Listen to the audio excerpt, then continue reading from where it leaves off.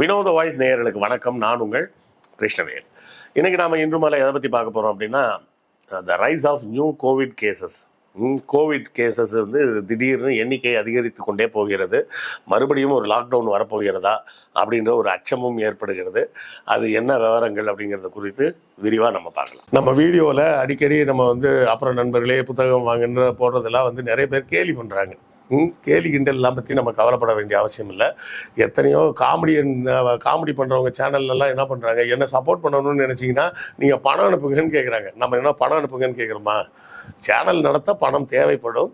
அப்படி தேவைப்படக்கூடிய பணத்தை நீங்கள் புத்தகம் வாங்கினால் உங்களுக்கு புத்தகங்கள் வாங்கிய அந்த புத்தகங்களாகிய அறிவாயுதம் உங்கள் கைக்கு கிடைக்கும். அதன் மூலமாக எங்களுக்கு கிடைக்கக்கூடிய பணத்தை வைத்து நாங்கள் இந்த சேனலை நடத்த முடியும் அப்படின்னு தான் நம்ம சொல்கிறோம். ஸோ புத்தகம் வாங்குங்க அப்படின்னு நான் கேட்பதில் நான் கூச்சப்படவில்லை. அதை பார்ப்பதற்கு நீங்களும் சலிப்படைய வேண்டிய அவசியம் இல்லை. புத்தகம் வாங்க முடியாதவர்கள் லைக் போட்டாலும் சப்போர்ட்டு தான், ஷேர் பண்ணாலும் சப்போர்ட்டு தான், சப்ஸ்கிரைப் பண்ணாலும் சப்போர்ட்டு தான், ஏன் கமெண்ட் போட்டிங்கன்னா கூட சப்போர்ட்டு தான். ஸோ ஏதாவது ஒரு வகையில் உங்கள் ஆதரவை நம்ம சேனலுக்கு கொடுத்துக்கிட்டே இருங்க. சென்ற முறை முதல் லாக்டவுனுக்கு அப்போ கோவிட் வந்தது பார்த்தீங்களா, அப்போவும் பார்த்தீங்கன்னா இதே மாதிரி தான் ஆரம்பிச்சிது. 2019 சைனாவில் அதிகபட்சமாக கோவிட் கேஸுகள் வர ஆரம்பிச்சிது. அப்படியே அந்த சைனாவை சுற்றி இருக்கக்கூடிய நாடுகளில் வர ஆரம்பிச்சிது. ஒவ்வொரு இடமா பரவுச்சு. இப்படியே எல்லா பக்கமும் அந்த கோவிட் பரவுச்சு.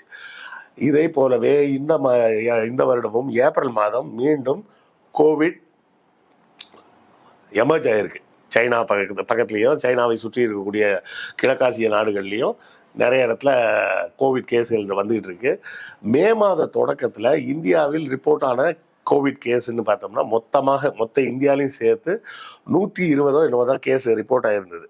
ஆனால் இப்போ மே 26 பார்த்தீங்கன்னா ரிப்போர்ட் ஆன கேஸோட எண்ணிக்கை அந்த மந்த் பிகினிங்கில் 100 இருந்தது, 1010க்கு வந்துருச்சு 26 அந்த 1010 மே 30 அதாவது அடுத்த 5 நாட்களுக்குள்ள கோவிட் கேஸ்களின் எண்ணிக்கை 3000 தொற்றுச்சு.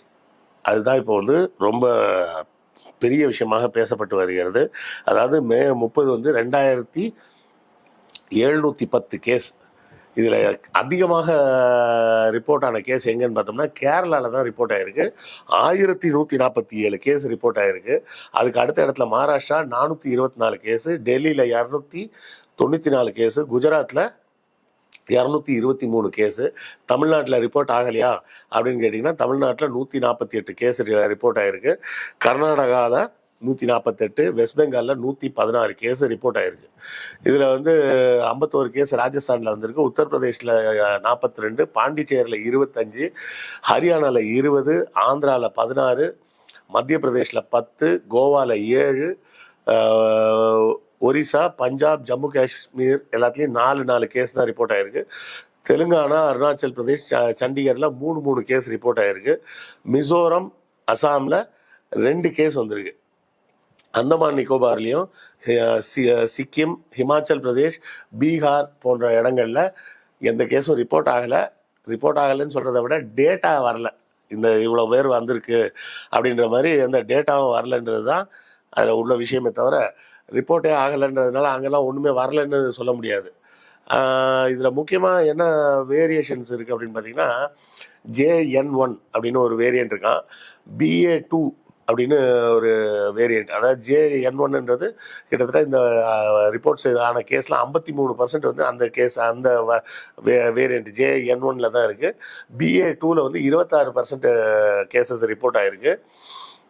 அதே மாதிரி ஒமிக்ரான் அப்படின்னு சொன்னாங்கல்ல, அந்த ஒமிக்ரான் வரிசையில் உள்ள கேசஸ் எல்லாமே பார்த்தீங்கன்னா கிட்டத்தட்ட 20 கேஸ் வந்து 20% வந்திருக்கு. இதில் முக்கியமாக பார்த்தீங்கன்னா WHO வந்து LF7 NB 1.8 அப்படின்னு 2 வேரியண்ட்டை வந்து கூர்ந்து கவனிக்கிறாங்க அப்படின்னு சொல்கிறாங்க. அதை வந்து VUM அப்படின்றாங்க. என்னென்னா வேரியன்ட்ஸ் அண்டர் மானிட்டரிங், கவனத்தில் அதை தொடர்ந்து கண்காணிக்கப்படக்கூடிய அந்த வேரியண்ட் அப்படின்றாங்க. இந்த 2 வேரியண்ட்டையும் VOC அல்ல VOIன்ற இடத்துல வைக்கல அவங்க. VOCனா வேரியண்ட் ஆஃப் கன்சர்ன், நாம் கவனத்தில் எடுத்துக்கொள்ள வேண்டியது, இல்லை வேரியண்ட் ஆஃப் இன்ட்ரெஸ்ட், நமது ஆராய்ச்சிக்கு உடனடியாக தேவை அப்படின்னு சொல்லக்கூடிய விஷயமும் இல்லை. அதனால என்ன ஒரு வசதி நம்ம பார்க்கலாம் அப்படின்னா, இன்னும் வேரியண்ட் ஆஃப் மானிட்டரிங்கில் தான் இருக்குது. கன்சர்ன் அல்ல இன்ட்ரெஸ்ட்டில் வந்துருச்சுன்னா அது வந்து அடுத்த கட்டத்துக்கு நகர்த்தலாம். சரி, லாக்டவுன் வருமா அப்படின்னு கேட்டிங்கன்னா கொஞ்சம் சந்தேகம் தான். ஏன்னா முதல் முறை வந்து என்ன மாதிரி நம்ம ஹேண்டில் பண்ணுறதுன்னே நமக்கு தெரியல. அதனால லாக்டவுன் அவசியமாக இருந்தது. அதே போலவே பார்த்தீங்கன்னா அதில் மரணத்தின் தன்மை வந்து ரொம்ப தீவிரமாக இருந்தது முதல் தடவை வந்தப்போ. இப்போ வந்து இந்த வைரஸ் வந்து மியூட்டேஷன் ஆகிட்டே இருக்குது. என்னன்னா இந்த இந்த வைரஸ்கள் போய் மனிதர்களை தாக்குனா பெரிய அளவில் பாதிப்புகளை ஏற்படுத்த முடியலை. அப்படி முடியலைன்றப்ப இந்த வைரஸ் என்ன பண்ணுறது, தன்னைத்தானே மாற்றி அமைச்சிக்குது. இந்த மெத்தடில் போய் அடித்தா காலியாக மாட்டான், வேறு மெத்தடில் போகும், வேறு மெத்தடில் போகும்னு. அதுக்காக வந்து இந்த பாதிப்புகளில் யாருமே இறந்து போகிறேன்னா இறந்து போனவர்களும் இருக்கிறார்கள். மொத்தம் 11 பேர் செத்து போயிருக்கிறதாக 30ஆம் தேதி வரை ரிப்போர்ட் செய்யப்பட்டுள்ளது. 31ஆம் தேதி என்னுடைய நண்பர் ஒருத்தங்க பெங்களூரில் வேலை பார்க்குறாங்க. இப்போ அவங்க வேற பயந்துகிட்டு இருக்கிறாங்க. என்னென்னா அவங்க வந்து செவிலியராக வேலை செய்கிறாங்க. அவங்க முந்தின நாள் வரை பார்த்துக்கிட்டு இருந்த ஒரு குழந்தை இறந்துட்டாங்க பெங்களூரில். என்னைக்கு 31ஆம் தேதி இறந்துருக்கிறாங்க. அப்போ இவங்க வந்து நமக்கு அந்த இது வந்துருமோன்ற பயத்துலையும் அவங்க இருக்கிறாங்க அப்படின்றது ஒன்று. இப்போ அவங்களும் அண்டர் ஸ்டடியில் தான் இருப்பாங்க. டாக்டர்ஸ் வந்து அவங்கள தனிமைப்படுத்தி ட்ரீட்மெண்ட்டு என்ன கொடுக்கணும், டெஸ்டிங் என்ன எடுக்கணும் அப்படின்றதையும் பார்த்துட்டு தான் இருப்பாங்க. ஸோ இதெல்லாம் வந்து பார்த்துட்டு நம்ம பயப்படணுமா அப்படின்னா பயப்பட வேண்டிய அவசியம் இல்லைன்னுலாம் சொல்லிட முடியாது. அதுதான் முக்கியமான விஷயம்.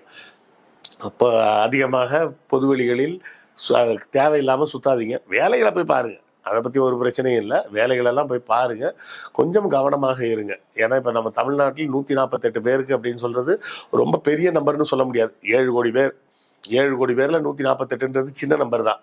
ஆனால் இந்த நம்பர் என்ன ஒரு சிக்கல் அப்படின்னு சொன்னீங்கன்னா 1+1+1 அப்படின்னு கூடாது. அதுதான் பிரச்சனை. ஐ மீன் 1+2+3+4+5 கூட்டிகிட்டு போச்சுன்னா பிரச்சனை இல்லை. ஏன்னா அவன் முதல் கட்டத்தில் 1, அடுத்த கட்டத்தில் 3, அடுத்த கட்டத்தில் 6, 6லேருந்து 10, 10லேருந்து 15ன்னு போகும். இது போகக்கூடியது எப்படி போகணும், 1 × 2 × 3 × 4 × 5ன்னு மல்டிப்ளை ஆகிட்டே போகும். அப்போ 1 2 ஆகும், 2 × 3 6 ஆகிடும், 6 × 4 24 ஆகிடும், 24 × 5 அப்படியே 100. அதான் முதல் நாள் 1ன்னு இருந்தது, 5ஆவது நாள் பார்த்தீங்கன்னா 100க்கு வந்துடும். அதுதான் சிக்கல். இந்த மாதத்தின் ஆரம்பத்தில் 120 கேஸாக நோய் இருந்தது. மாதத்தின் இறுதியில் 3000 கேஸாக வந்துருச்சு. அப்போ இது மரணம் தரக்கூடிய அளவுக்கு மிகப்பெரிய பிரச்சனையை கொடுக்குமா அப்படின்னு தெரியல. இதுவரை ரிப்போர்ட் ஆனது ஒரு 11 பேர் மரணம் அடைந்ததாக ரிப்போர்ட் செய்யப்பட்டிருக்கு. ஆனாலும் காஷியஸாக இருக்கிறது நல்லது. லேசாக சளி தொல்லை, ரொம்ப ஏதாவது மூச்சு திணறல் அந்த மாதிரிலாம் இருந்தால் அதை அசட்டையாக எடுத்துக்கொள்ளாமல் உடனடியாக மருத்துவரை போய் பார்த்துருங்க. பார்த்து என்ன டெஸ்ட் எடுக்கணுமோ, வேக்சின் போட்டிருந்தாலும் சரி. நானும் இப்போ 2 வேக்சின் போட்டிருக்கேன், 2 டோஸ் வேக்சினும் நானும் போட்டிருக்கேன். இருந்தாலும் ஏதாவது பிரச்சனையாக இருந்தால் உடனடியாக மருத்துவரை பார்ப்பது நல்லது. ஏன்னா நமக்கு அந்த தொற்று வந்திருக்கா இல்லையானே நமக்கே தெரியாமல் நம்ம வீட்டில் இருக்கவங்களுக்கும் சேர்த்து அந்த நோய் தொற்றை கொடுத்து இருந்தாலும் எந்த இடத்துல பயமாக இருக்கும் அப்படின்னு சொல்கிறாங்கன்னா, ரொம்ப நோய் எதிர்ப்பு சக்தி கம்மியாக இருக்கக்கூடியவர்களுக்கும் கேன்சர் பேஷண்ட்டுக்கும் இந்த வேரியண்ட் வந்து வேகமாக பாதிப்பை ஏற்படுத்துது அப்படின்னு சொல்கிறாங்க. சரியா? இது எல்லாமே மருத்துவத்துறையிலேருந்து அந்த இந்தியன் மெடிக்கல் கவுன்சில் இருக்காங்க பார்த்தீங்களா, அவங்க கொடுத்துருக்க ரிப்போர்ட்டில் இருக்கிற விஷயத்த தான் நான் சொல்கிறேன். புதுசாக நானும் ஏதாச்சும் கற்பனை பண்ணிட்டு வந்து சொல்கிறேன்னு நினச்சிக்காதீங்க. இந்த வேரியண்ட் வந்து முதல் கோவிட் அந்த கொரோனா 19 வந்து அப்படின்னு ஒரு வேர்ஷன் வந்து பார்த்தீங்களா, அந்த அளவுக்கு பாதிப்புகளை ஏற்படுத்தாது. இப்போ இருக்கிற வேரியன்ட்ஸ் வந்து கொஞ்சம் சக்தி குறைஞ்ச வைரஸ் தான், அதை நம்ம குணப்படுத்திடலாம் அப்படின்றாங்க. பெரும்பாலான கேஸ்கள் முழுக்க குணப்படுத்தப்பட்டு விட்டது. தனிப்பட்ட முறையில் இந்த ஒரு 11 கேஸ் இறந்துருக்காங்க அப்படின்றது குறிப்பாக அதன் காரணம் வந்து ஒன்று ரொம்ப இம்யூனிட்டி கம்மியாக இருக்கக்கூடிய ஆட்களாக, அதாவது நோய் எதிர்ப்பு சக்தி ரொம்ப கம்மியாக வீக்காக இருக்கக்கூடிய நபர்களாக இருக்கலாம், இல்லைனா கேன்சர் பேஷண்ட்டாக இருக்கலாம்னு சொல்கிறாங்க. ஆனால் லாக்டவுன் வருவதற்கான சாத்தியக்கூறுகள் இருக்கா அப்படின்னு தெரியல. ஏன்னா இப்போ கேரளாவில் 1000 கேஸ் அப்படின்றது வந்து கொஞ்சம் அலாமிங்கான நம்பர் தான். ஏன்னா 4 டிஜிட்டில் ஒரு நம்பர் வருதுன்னா கொஞ்சம் யோசிக்கணும். அதுக்கு மேலே சார் ஒரு நாளைக்கு 10,000 பேருக்கு ஆக்சிடென்ட்டே ஆகுது சார் அப்படின்னு நம்ம சொல்லி நம்மளை சமாதானப்படுத்திக்கலாம். ஆக்சிடென்ட் என்பது தனிநபரின் அஜாக்கிரதையால் நடக்கக்கூடிய விஷயம். கோவிட் அப்படி கிடையாது. இது வைரஸ் நோய் தொற்று தாக்குதல், கம்யூனிகபிள் டிசீஸ். நான் கம்யூனிகபிள் டிசீஸ்னால் பிரச்சனை இல்லை.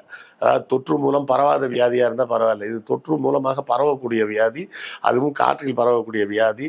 ஸோ பழையபடி மாஸ்க் போடுறதா இருந்து தாராளமாக போட்டுக்குங்க, ஒன்றும் சேஃபாக இருக்கிறது ஒன்றும் தப்பே கிடையாது.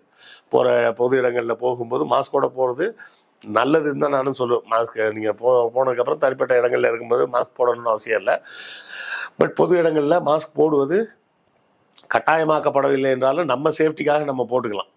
அப்படிங்கிறது என்னோட பார்வை.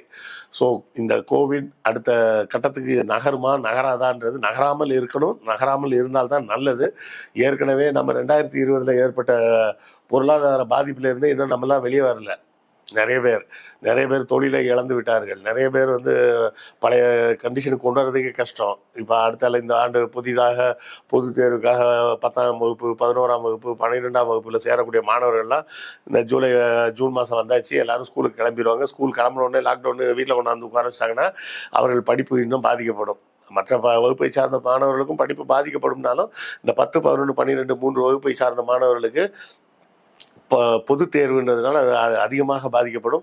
அதிலும் 12ஆம் வகுப்பு மாணவர்களுக்கு ரொம்ப பாதிப்பு. ஏன்னா அவங்க அடுத்த கல்லூரிக்கு போகக்கூடிய அவர்கள் எந்த கல்லூரிக்கு போக போகிறாங்க, என்ன படிக்க போகிறாங்கன்றதை தீர்மானிக்கக்கூடிய ஒரு படிப்பு அந்த 12ஆம் வகுப்பு. ஸோ இவ்வளோ பிரச்சனைகள் இருக்குது. ஸோ முடிஞ்ச அளவுக்கு எல்லாருமே கேர்ஃபுல்லாக இருந்துக்குங்க.